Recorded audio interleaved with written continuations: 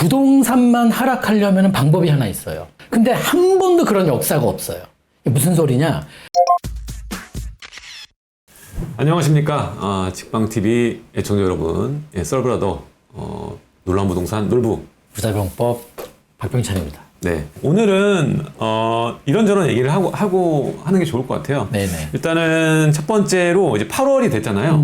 8월에 얘기되는 걸 두 가지만 잡아도 오늘 얘기는 또 충분히 될 것 같거든요. 뭔데요? 이제 첫 번째는 네.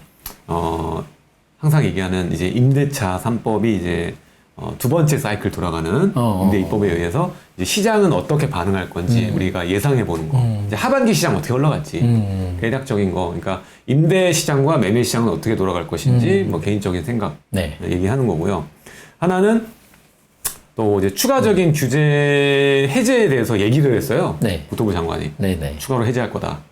그래서 조정 대상 지역과 뭐 투기과열지구 이런 거를 축소시키는 건데 거기에 대해서도 뭐 주요 지역이 있죠. 이번에는 그러면은 세종 풀어줄 거냐? 네. 이 얘기가 나와요. 세종 계속 꾸준히 하락했기 때문에 네네.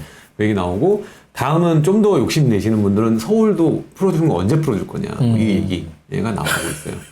그래서 지금 여전히 지금 네. 그 퍼센테이지로 보면은 하락이에요. 근데 호가는 살아있기 때문에 우린 체감은 솔직히 잘 안 되잖아요. 근데 이게 올 하반기에는 어떻게 진행될 거냐 이 얘기를 해야 되는데 첫 번째는 임대 입법에 대한 얘기부터 할까요? 임대 입법으로 두 번째 사이클 돌아가는데 나는 뭐 이런 생각해요. 그냥 거시적인 것만 얘기해 드리면은 대한민국은 그 부동산 공화국이에요. 이게 그러니까 부동산에서 벌어지는 문제들이 사회를 넘어서서 국가 문제로 번져요. 이게 다인 나라기 때문에 그래요. 제일 민감하죠. 예, 그냥 이게 다예요. 그냥 부동산이 이 나라에 역대 다예요. 정권에선 다 선거 전에는 부동산 문제가 제일 1순위. 근데 미국은 이제 주가에 어떤 이 대통령 민감하죠. 지지율과 연관이 깊다면 한국은 이제 부동산과 이제 그런 건데, 그러니까 이게 너무 많이 올라도 문제, 많이 빠져도 문제, 그리고 급하게 올라도 문제, 급하게 빠져도 문제. 그리고 마지막으로 거래가 너무 없으면 큰 문제. 예. 거래가 많이 나는 것보다 거래가 너무 없는 것은 정말 큰 문제거든요. 왜냐면은 우리 지금 이 지자체들이 자치구마다 서울 같은 경우 지금 7월 달 아직 집계된 게 뭐 아파트 거래 300몇 건? 지금 8월 말까지 신고한다면은 700건도 안 될 거라 보고 있는데 우리 많이 나올 때는 한 15,000건 나오잖아요. 네. 월. 원래 정상이 2만 건 나와야 돼요. 그러니까 이거는 너무 심각한 상황이라서 저는 그냥 망상을 드린다면은 지금부터 하반기까지 뭐 오늘 뭐 이런 뭐 임대차 어떻게 할 거냐 뭐 투기 과열지구 더 풀어준다 만다 이게 중요한 게 아니라 거래량이 나올 수 있게끔 만들어줘야 하는 되는. 총동원의 정책이 지금부터 하반기까지 저는 계속적으로 나오지 않을까. 그리고 아직 그런 뭐 무슨 대책 이름도 없는 대책을 우리가 예상하면서 얘기하는 거지만 아마 우리 모든 대책에 보면은 이름이 있고 밑에 이제 명분이 써 있어요. 이거를 왜 해야 되는지. 저는 거래 정상화라는 단어를 우리가 정책에서 만나게 되지 않을까 싶어요. 거래 정상화가 뭡니까? 지금 거래 너무 없다. 네. 거래 좀 늘려야 되겠다. 거래를 늘린다는 말의 뜻은 뭐죠? 나 값 좀 올려야 되겠다. 그리고 금매를 좀 없애야 되겠다. 이거랑 같은 맥락 아닙니까? 아니 뭐 그렇게 얘기하진 않겠지만 근데 거래가 늘면은 어찌되든 가격은 올라가게 되어 있거든요. 그래서 지금 상황에서는 오를 걸 기대하는 게 아니라 떨어지는 물건들이 나오고 있고 시골까지 잡히고 있는데 어제도 아파트 시세 오랜만에 쭉쭉 다 보니까 그 금매가 하나씩 있어요. 진짜 많지 않아. 하나씩 단지마다 하나씩 꼭 있어요. 평형대마다. 맞아. 정말 하나예요. 그리고 나머지 것들은 그냥 아랑곳하지 않아요. 아랑곳하지 않고 있어요. 그러면은 금매가 지금 그 거래는 그 금매도 예를 들면 뭐 지금 전세가 너무 싸게 들어 있어가지고 갭이 너무 큰 거예요. 예를 들면 그것보다 더 비싼 것보다 세를 새로 맞출 수 있는 것보다 이게 매매가 더 싼데 돈이 더 많이 들어가는 거예요. 그러니까 금매가 거래가 안 되고 있는 되게 기현상이 벌어지고 있어요. 지금 임대차 입법 이거랑 해서 지금 그러니까 막 눈도 내렸다 갑자기 막 30도 올라갔다 막 난리 이렇게 기후가 엉망진창이 된 것처럼 이런 부동산 시장이 되고 있다 보니까 일단은 다 필요 없고 거래 어떻게 할 거냐. 거래량 늘려야 되겠다. 이 포커스에 맞춘 정책이 지금부터 하반기까지 계속 나올 거예요. 그러면 이제 매매 거래를 얘기하고 있는데 매매 거래 정상화 되려면은 임대 시장 거래 정상화 없이 매매 시장 정상화가 어떻게 나오겠어요. 안 나오죠. 그러니까 임대차 입법 얘기도 나오고 지금 투기 가해지고 풀어주겠다는 이 매매 시장 얘기도 나오고 막 다 나오고 있는 거거든요. 근데 이제 이렇게 보시면 좋겠어요. 그래서 하반기까지 정부가 여기서 그러니까 시세가 떨어지는 거 오르는 거 중요한 게 아니라 그 정부는 거래가 너무 안 나오니 거래 좀 나오게끔 하는 온갖 수단과 정책이 내년도에 뭐 준비되어 있던 정책이든 아니면 요만큼 해주려고 했던 거든 앞당기고 뭐 혜택 폭을 좀 늘린다든지 하면서 지금부터 계속 나올 것 같아요. 계속 나온다.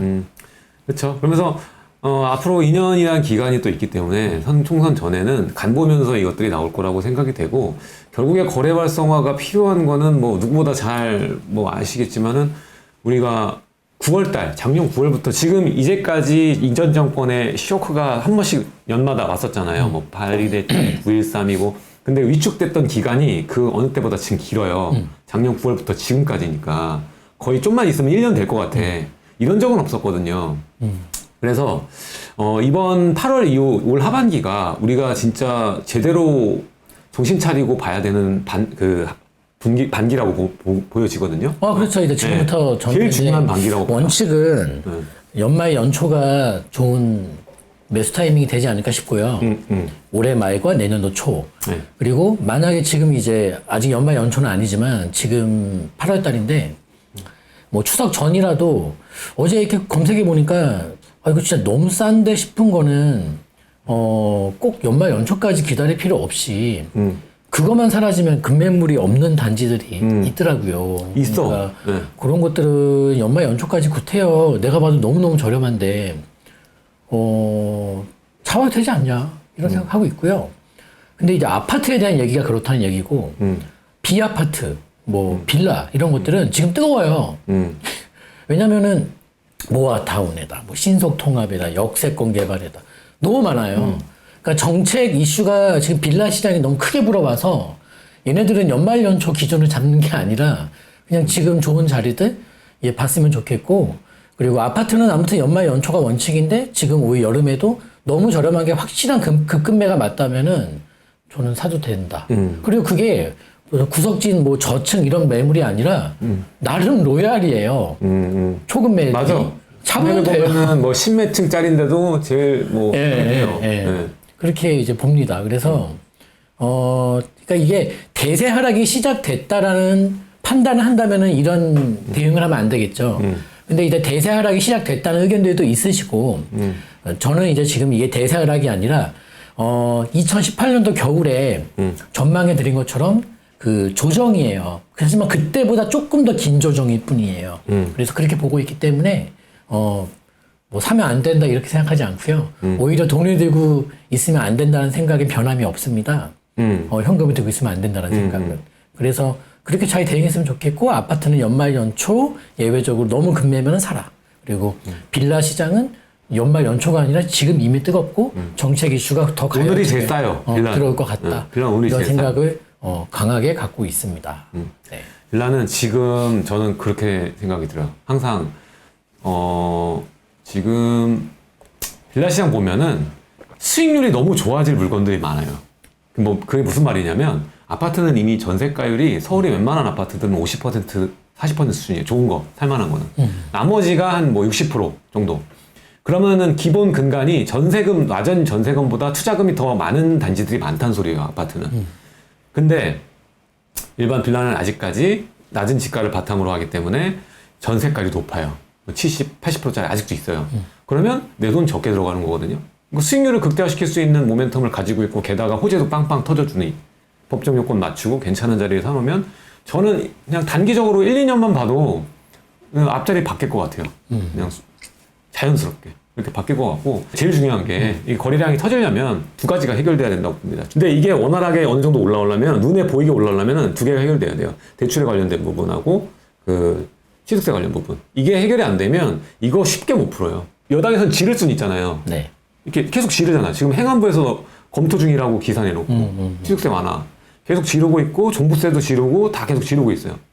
대출도 조만간에 저는 15억 초과도 지를 거라고 봐요. 대출 되는 쪽으로 가는 걸로.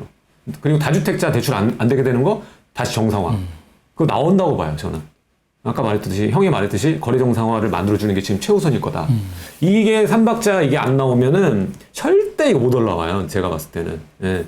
그리고 취득세 중과 이거는 진짜 말도 안 되는 거고. 그리고 취득세 중과는 임대차 시장에도 악영향을 미치는 악법이에요, 진짜. 그래서 이 악법을 어떻게든 얘네 터치 없이 가려면 시행령으로 풀 수밖에 없고, 시행령으로 할 수 있는 거는 그냥 임대사업자 혜택 부활시키는 거. 그것밖에 방법이 없다. 그렇게 후속적으로 이게 하반기에 나오게 되면 시행령으로 할 수 있는 거 지금 다 했잖아요. 예상하고 다 나왔잖아요. 지금 양도세 중과하나 바로 했고, 그 다음에 종부세 그 공정시장 가입비율 60%를 바로 끌어내렸고요. 이거 나온다니까요, 무조건. 무조건 혜택 나와요. 네, 나오면 지금 오늘 이 얘기 나온 아파트는 아쉽게도 등록이 안 되잖아요. 근데 그 나머지 것들, 대체주택, 아파텔이나 오피스텔이나 빌라 같은 경우 임대사업자를 미리 해서 세팅을 해놓으신 분들은 그냥 바로 815예요. 815 광복절 맞는 거예요. 그냥 수요를 계속 물밀듯이 들어올 거고요. 실제로 예전에 우리 문재인 정권 때도 8.2 대책 나오면서 그걸 같이 했잖아요. 다주택자 중과를 막기 위해서, 다주택자의 그 상승을 막기 위해서 얘네들의 물건을 임대사업자로 돌리려고 했잖아요. 그러니까 결국에는 임대사업자 등록된 그 주택 비율을 보면 아파트는 별로 안 돼요. 빌라가 압도적으로 많거든요.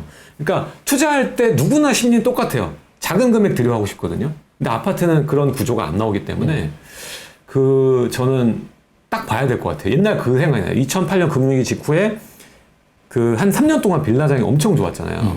딱 그때가 떠올라요. 그래서 저는 지금 타이밍에 여러분들이 어떤 정책이 나올지를 예상하는 게 지금 힌트를 줬고, 그리고 나올 수 있는 정책에 대해서 제가 얘기를 했고, 그러면은 앞서서 내가 그러면 포지셔닝을 지금 어떻게 해놔야 되는지 그걸 여러분들이 좀 알면 좋을 것 같아요. 그리고 저희 뭐예요? 아까 또 연말 연초 얘기했는데 연말 연초가 되면은 일단은 저 취득세 뭐 국내 여러 가지 정책 요인도 있습니다만은 일단은 지금은 미국발 금리 인상이 가장 큰 이슈이지 않습니까? 그런데 연말 연초까지 그 이후에도 지금의 어떤 금리 인상의 속도가 유지될 수 있을 것이냐. 예를 들면 뭐 내년 봄, 여름에도 지금 이 빅스텝을 계속 하고 있을 것이냐. 그러니까 내년 가을도 계속 올라가요. 그거를 봐야 되는데. 기준금리 5% 꼴 볼 수 있냐. 저는 그러니까 이거죠. 그 디데이를 정한 정책이에요. 지금 이 금리 정책도. 그러니까 그게 연말 연초 때 굉장히 많은 변곡점이 나올 것 같은 거예요. 그래서 최소한 뭐 금리를 내린다, 다시 달러를 푼다 이게 아니라 지금 이 가파른 금리 인상의 속도를 연말 연초에도 유지할 수 있을 것이냐에 대해서 제가 보는 거예요. 만약에 지금 0.75 막 올리다가 내년도 초에 0.25로 올렸어요. 의미 있겠습니까? 큰 의미가 없죠. 이미 야구 받다 실컷 맞은 사람이 얇은 나뭇가지 그 회초리 한 대 맞는 걸 그거를 뭐 얼마나 그 아파하고 나중에 하겠습니까? 안 느껴질 것 같아요. 그러니까 맞은 애를 빨리 다 맞아버리는 게 오히려 나을 수가 있거든요. 그래서 그렇게 생각하고요. 또 하나는 하고 싶은 말이 있었는데 갑자기 생각이 또 안 나는데 네, 무슨 말 하기 전에 한번 말씀하세요. 자, 그리고 그 얘기를 드리고 싶어요. 이게 이 금리 인상이라는 게 꼭 하락과 상승에 영향을 준다라고 생각 안 하셨으면 좋겠어요. 그 시기 상황과 부동산의 상황에 따라 금리가 어떻게 작용하는데 도움을 주냐의 문제지, 금리가 상승한다고 해서 무조건 부동산이 떨어진다, 금리가 하락한다고 무조건 부동산이 뭐 오른다, 이렇게 생각 안 하셨으면 좋겠어요. 그 분위기에, 그 경제 상황에 금리가 그 옆에서 거들 뿐이죠. 그리고 지금은 저금리 시대가 꽤 장기간 지속되다가 최근 급하게 올라가기 때문에 적응이 안 된 상태에서 갑자기 때려 맞으니까 놀란 거예요. 그냥 시장이 놀란 거고, 이게 아까도 말했듯이 내년 상반기까지는 시간이 좀 걸리잖아요. 지금 벌써 주식도 봐요. 지금 이게 내리 계속 때려 맞다가 지금 스물스물 또 대가리 들고 있잖아요. 네, 말했지만 올 하반기에 주식은 반등이 나올 텐데 그때 손절 금액 축소 시에 탈출해라. 금융시장 요거랑 주식시장과 부동시장은 전혀 다른 시장이다. 그 말씀 다시 한번 강조해드리고 싶고요. 네. 이런 생각 해보셨나요, 여러분? 부동산이 크게 빠졌던 적이 있었잖아요. 뭐 IMF라든지 서브프라임이라든지. 네. 근데 이게 있습니다. 부동산만 하락한 적이 없다라는 거예요. 무슨 소리냐? 주식이라든지 금융시장이 낮아빠지고 그 다음에 부동산이 왔죠. 주식은 막 쌩쌩 올라가는데 부동산만 낮아빠져서 나중내 봤습니까? 거꾸로 부동산은 오르고 있는데 주식시장이 막 곤두박질치고 이런 적은 많아도 이게 무슨 소리냐면 부동산만 하락하려면 방법이 하나 있어요. 주식은 안 빠지고 코인은 안 빠지는데 부동산만 하락하는 방법은 하나밖에 없어요. 공급이 수요를 쫓아가는 거예요. 많이 졌을 때. 그런 일이 벌어진다면 정말 부동산만 하락할 수 있어요. 근데 한 번도 그런 역사가 없어요. 이게 무슨 소리냐? 대한민국에서 부동산이 떨어지는 것은 기본적으로 부동산만의 하락이 아닌 수요 공급이 아닌 결국 전반적인 경기 침체 속에서만 경제의 한 부분이니까 그렇게만 떨어진다는 거예요. 이게 무슨 소리냐면 수요 공급이 가격에 영향을 미치겠죠? 네. 또 금리, 뭐 저런 취득세 등 세금도 가격에 영향을 미치겠고 대출 등 금융도 가격에 영향을 미치겠죠? 그런데 뭐가 본질이냐는 것만 이해하시기 바래요. 또 2017년도 강의 내용을 똑같이 하고 있어요. 복잡할 땐 본질만 봐라. 수요 공급이 본질입니까?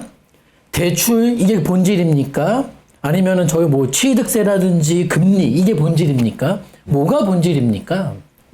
본질은 수급이에요. 그렇죠. 지금 작년 10월 기점으로 아파트 시장이 곤두박질 치면서 거래가 곤두박질 친다는 건 거래가 초급감한다는 소리예요. 지금 시세 곤두박질이 아니라 거래 초급감 속에서 아유 공급이 막 많아져가지고 그 몇 개월 사이에 지금 작년 하반기부터 집이 넘쳐나는 거예요 지금. 그래서 지금 떨어지고 있나요? 아니죠. 본질이 안 바뀌었다니까 지금요. 그러니까 뭐가 본질이냐, 본질이 바뀌었냐 안 바뀌었냐 체크해야 되는데 저는 이렇게 생각해요. 이 수요 공급의 대한민국에서 부동산이라는 수요 공급의 본질은 이거 100년 이내에 잡을 수 있겠습니까? 특히 서울 같은 경우는 우리나라는 아예 처음에 근대화 때 잘못됐어요. 부동산 계획 자체가. 네, 잘못됐어요. 너무 집적 효과를 크게 해서 그래서 우리나라가 빨리 성장할지도 몰라요. 아니 그래서 서울에 살고 있는 사람 중에 집 갖고 있는 사람이 몇 프로입니까? 무주택과 유주택의 비율이 몇 프로입니까? 거의 5대5 아니겠습니까? 네, 50. 수십 년 동안 서울에 주택 많이 공급해서 집값 안정시키겠다고 한 결과가 이제 50%밖에 도달을 못했지 않습니까? 정말 얼마나 오랫동안 여러분 70년대 뉴스 기사 찾아보세요. 진짜 네이버 다 볼 수 있잖아. 옛날 뉴스 보세요. 아둥바둥 정책 써가지고 고작 50% 이제 왔어요. 그럼 몇 프로까지 서울에 주택 갖고 있는 자가 보유율이 몇 프로까지 올라가야지만 이게 안정될 수 있겠습니까?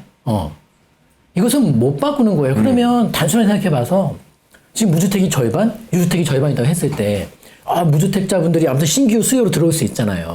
이분들만 집을 안 사게 막으면 되니까. 그럼 무주택자 수요 딱 보니까 이렇게 있네.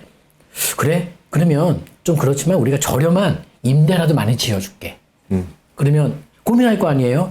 집을 사서 나도 뭔가 하고 싶은데 임대가 너무 싼 거예요. 평생 살게 해줄게 예를 들면. 그럼 들어갈 거 아니겠습니까? 그럼 신규 매수 사라지는 거예요. 근데 왜 그렇게 임대 아파트 많이 못 짓죠? 그거 돈 들어요. 적자 보고 짓는 거예요 임대 아파트. 어디 뭐 저기 청와대랑 뭐 두드리면 돈 막 쏟아집니까? 아니죠. 없잖아요. 뭐 세금이지 뭐. 그거 임대 아파트 한 채당 LH가 1억 넘게 손해보고 짓는 거예요. 돈이 어딨어요? 그러니까 지금 이 본질이라는 게 있어요. 본질이 뭐가 바뀌었냐는 거예요. 지금 임대 아파트가 내일 모레 뭐 몇백만 호가 입주합니까? 그럴 수 아니지 않습니까? 지금 무슨 소리를 하고 있는 거예요? 지금 본질이 하나도 안 바뀌었다니까? 다 단기적인 변수들이 지금 시장을 장악하고 있지 않습니까? 장난질 치고 있는 거죠. 그러니까 여기서 나는 뉴스를 열심히 읽는 게 무슨 의미가 있고 그거 뭐 나와가지고 뭐 집값 떨어진다 폭락한다 니넨 다 죽었다 내 말에 왜 안 들었냐 이런 방송을 왜 보고 있는지 모르겠고 그러니까 참 답답한 거예요 이게. 그래서 저는 뉴스를 이렇게 봤으면 좋겠어요. 제가 그저께 뉴스 좀 봤는데 뉴스가 아니라 유튜브구나. 막 겁을 주잖아요. 썸네일 얼마나 자극적이에요. 그러면은 그걸 보면서 좀 뭘 느꼈냐면은 그렇구나 이렇게 거래가 줄고 있구나 이렇게 금매가 거래가 됐구나 이게 관심이 없고 그걸 보는 대중들은 지금 어떤 심리를 느낄까? 공포의 지수가 10이라면 5를 느낄까? 6을 느낄까? 4를 느낄까?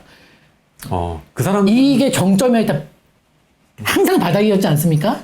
맞아요. 저는 뉴스나 그런 폭락 유튜브를 그런 식으로 봤으면 좋겠어요.